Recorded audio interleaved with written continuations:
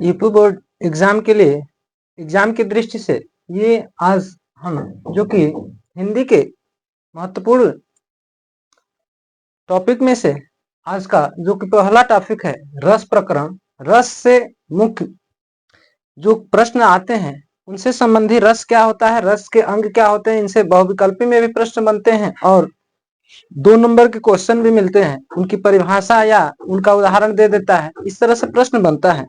तो आइए सबसे पहले हम देखते हैं कि रस होता क्या है। रस को सेंटिमेंट बोला जाता है इंग्लिश में।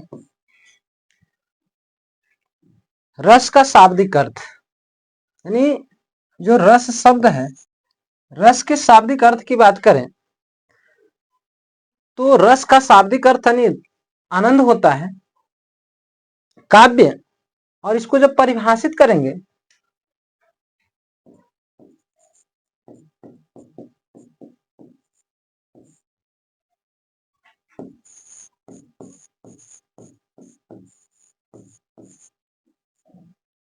यदि कहा जाए कि रस का शाब्दिक अर्थ क्या होता है, तो रस का शाब्दिक अर्थ की बात जहां तक है आनंद होता है। और रस के जनक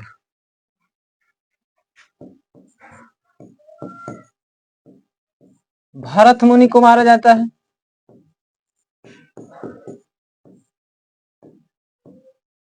यदि पूछे प्रश्न की रस के जनक माने जाते हैं तो भरत मुनि। रस की परिभाषा होती है तो काव्य को पढ़ने या सुनने, काव्य को पढ़ने या सुनने से जिस आनंद की अनुभूति होती है उसे रस कहा जाता है। पाठक या श्रोता के हृदय में अस्थायी भाव ही विभावादि से संयुक्त होकर रस में परिणत हो जाते हैं, उसे रस को यानी काव्य को पढ़ने या सुनने से, यदि हम पढ़ रहे हैं तब या किसी वक्ता के द्वारा हम उस काव्य का श्रवण कर रहे हैं तब जो हमें आनंद की प्राप्ति होती है उसे ही क्या कहा जाता है, रस कहा जाता है। और रस को काव्य की आत्मा कहा जाता है। इसका विशेष पॉइंट होता है, जैसे कहा जाए कि काव्य को पढ़ने या सुनने से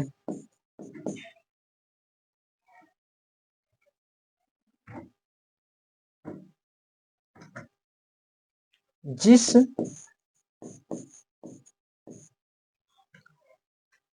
आनंद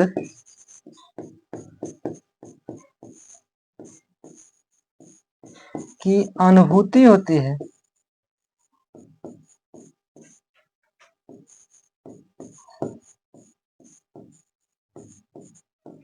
उसे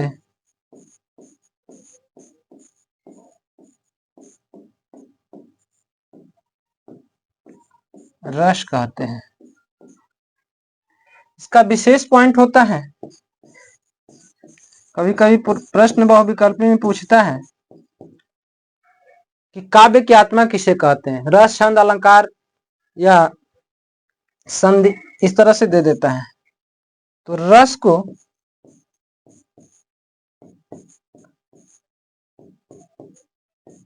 काव्य की आत्मा कहा जाता है। जैसे हिंदी में जो रस प्रकरण है, यदि पूछे कि रस के जनक तो भरत मुनि। रस का शाब्दिक अर्थ क्या होता है, तो आनंद होता है। रस की परिभाषा तो काव्य को पढ़ने या सुनने से जो हमें जिस आनंद की अनुभूति होती है उसे ही रस कहा जाता है।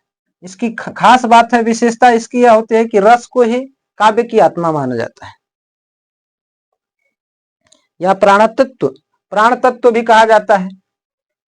काव्य की आत्मा या प्राण तत्व के नाम से इसे जाना जाता है।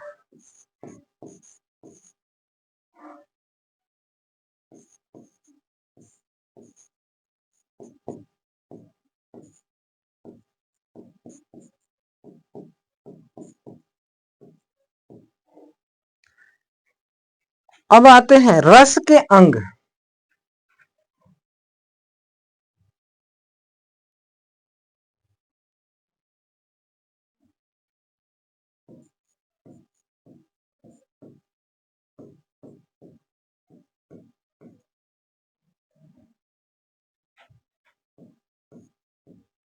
रस के अंग, रस के अंग कौन कौन होते हैं?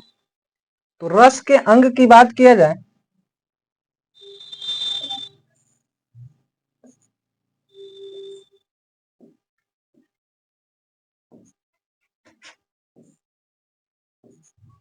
तो रस के मुख्य रूप से 4 अंग होते हैं।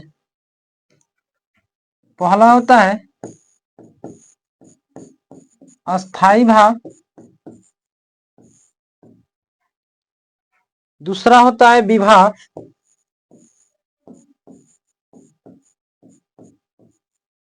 और तीसरा होता है आपका अनुभाव,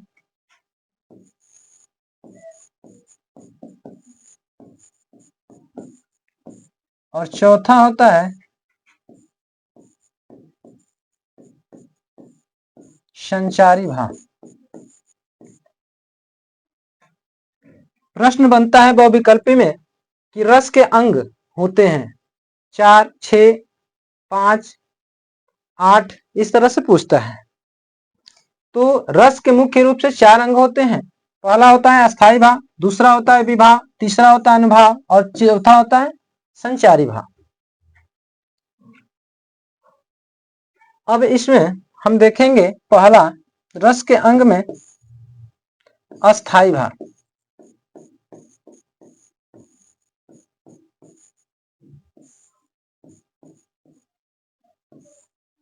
अस्थाई भाव होता क्या है?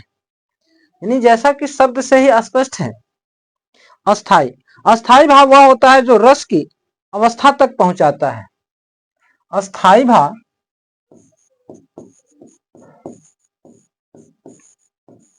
वह होता है जो रस की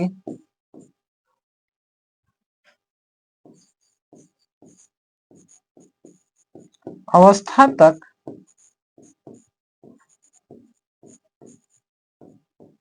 पहुंचाता है।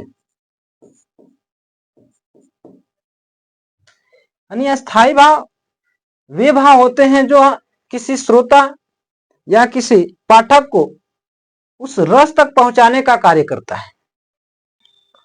अस्थाई भाव अर्थात प्रधान भाव, इसे अस्थाई भाव को ही अस्थाई भाव को ही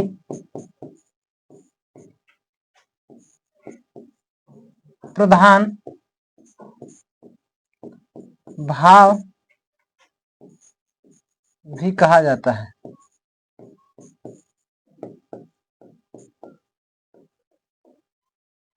अस्थाई भाव अर्थात प्रधान भाव।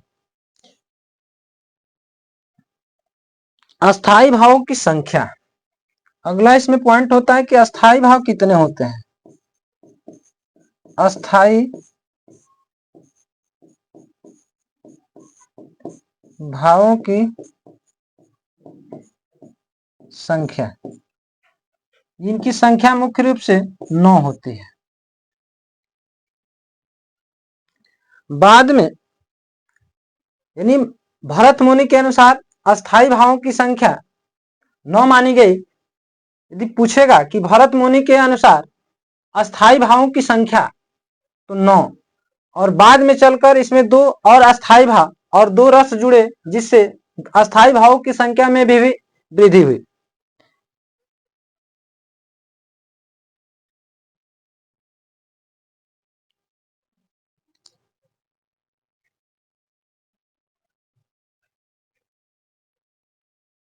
तो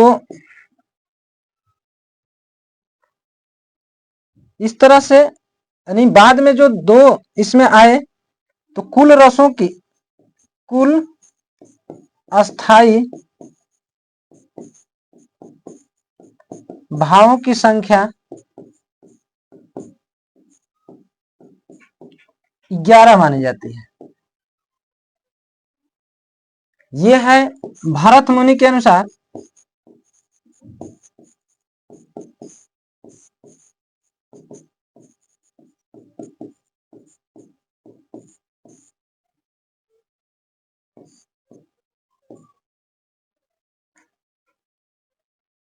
अब देखते हैं अस्थाई भाव जो 9 होते हैं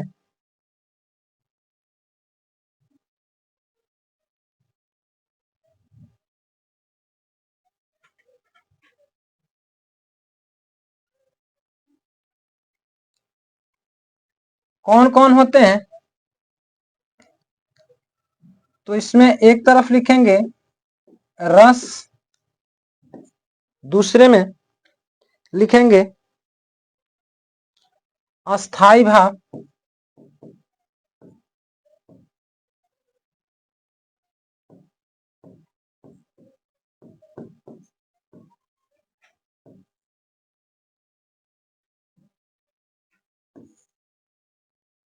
रस में यदि रस की बात करें तो पहला रस होता है श्रृंगार रस,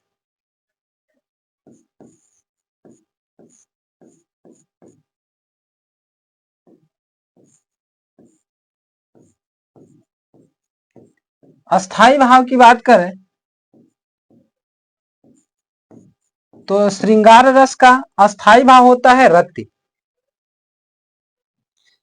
उसी प्रकार से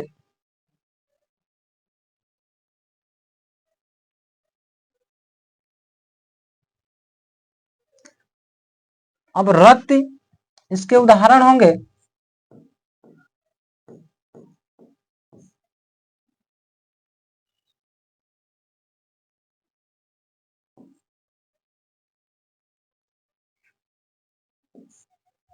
रति में होता है प्रेम,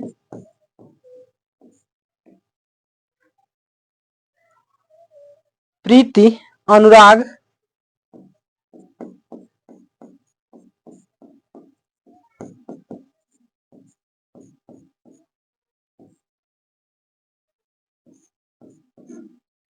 ये जब जहां श्रृंगार रस, जहां प्रेम का वर्णन हो, प्रीति का वर्णन हो, अनुराग का वर्णन हो, वहां जो अस्थाई भाव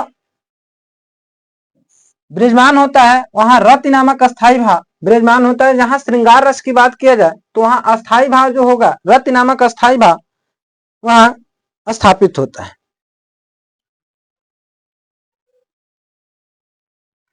उसी प्रकार से दूसरा रस है आपका हास्य। हास्य का अस्थाई भाव होता है हास्य।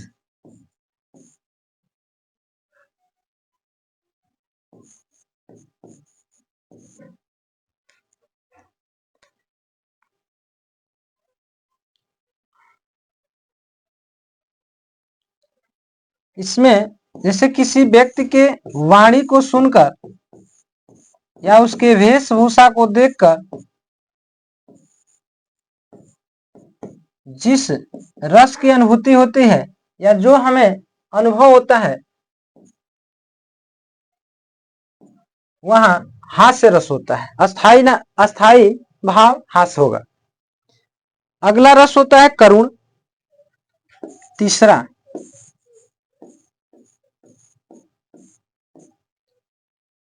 इसका अस्थाई भाव होता है शोक। बहुविकल्प में प्रश्न बनता है इनसे अस्थाई भाव से कि हास्य रस या अस्थाई भाव है या अस्थाई भाव नहीं है, इसका अस्थाई भाव क्या होता है, ऐसे प्रश्न बनेंगे। यहां होता है प्रिय, बंधु या प्रिय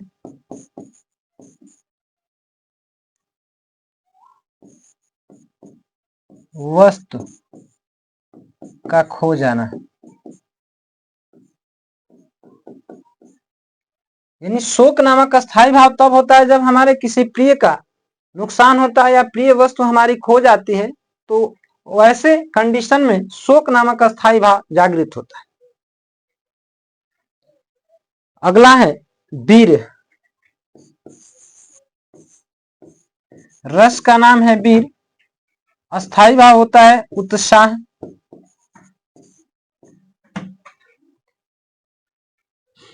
महान अथवा आवेश, महान कार्य के लिए आवेश। पांचवा होता है रौद्र।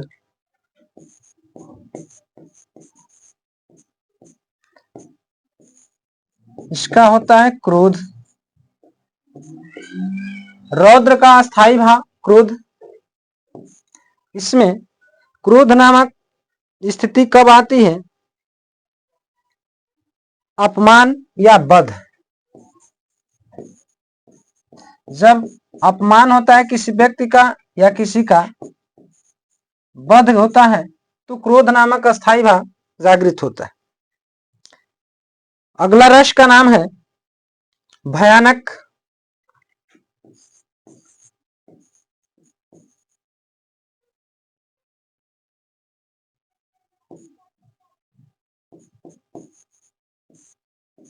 इसका स्थायी भाव होता है भय।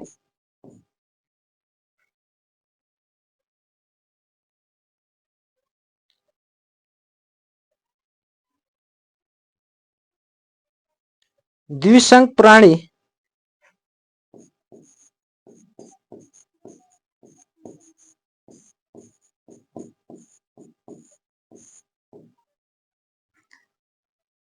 सातवां होता है अद्भुत।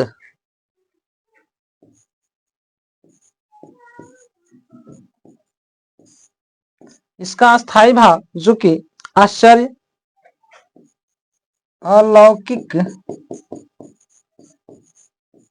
करण।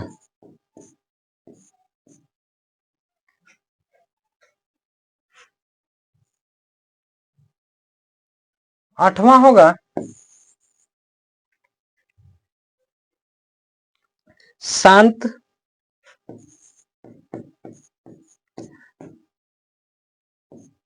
अस्थाई भाव निर्वेद या निवृत्त।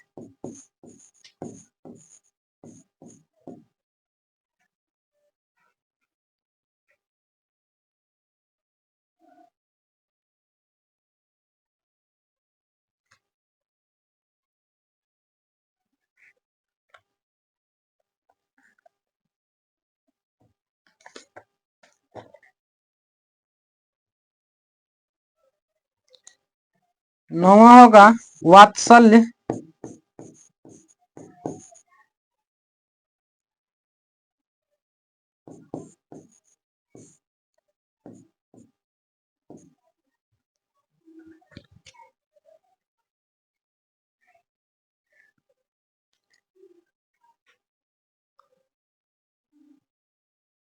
वात्सल्य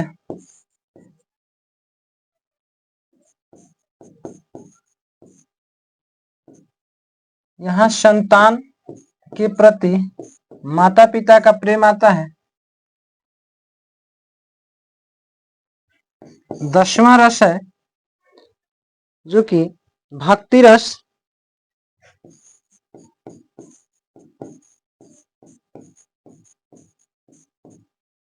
और 11वां होता है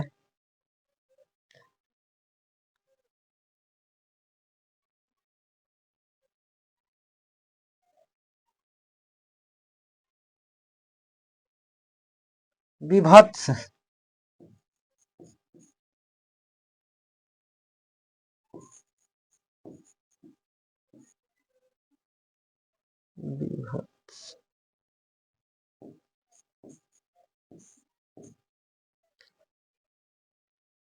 इसका होता है जुगुप्सा।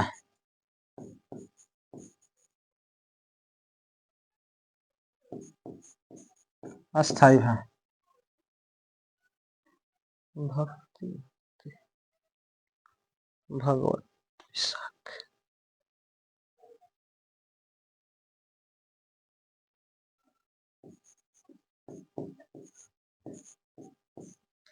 तो इस प्रकार से ये रस की संख्या हो गई पहला श्रृंगार रस, दूसरा हास्य रस, करुण रस, वीर रस, रौद्र रस, भयानक रस, अद्भुत रस, शांत रस, वात्सल्य, भक्ति और विभत्स।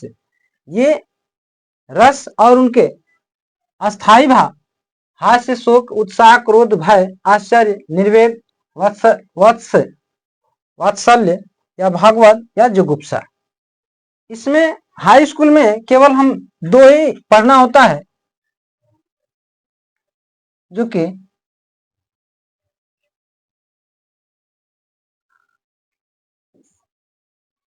हास्य और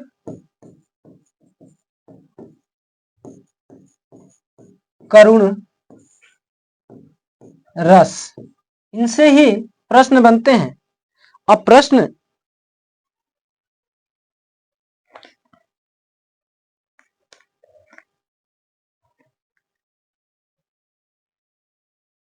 इनसे ही संबंधित प्रश्न पूछेगा कि हास्य रस का लक्षण बताइए। लक्षण का मतलब होता है परिभाषा।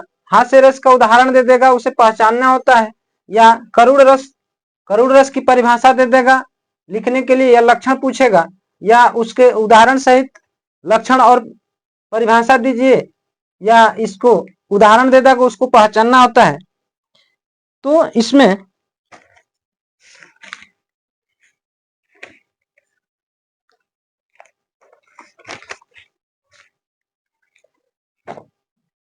केवल इन्हीं से बोर्ड एग्जाम में प्रश्न बनता है।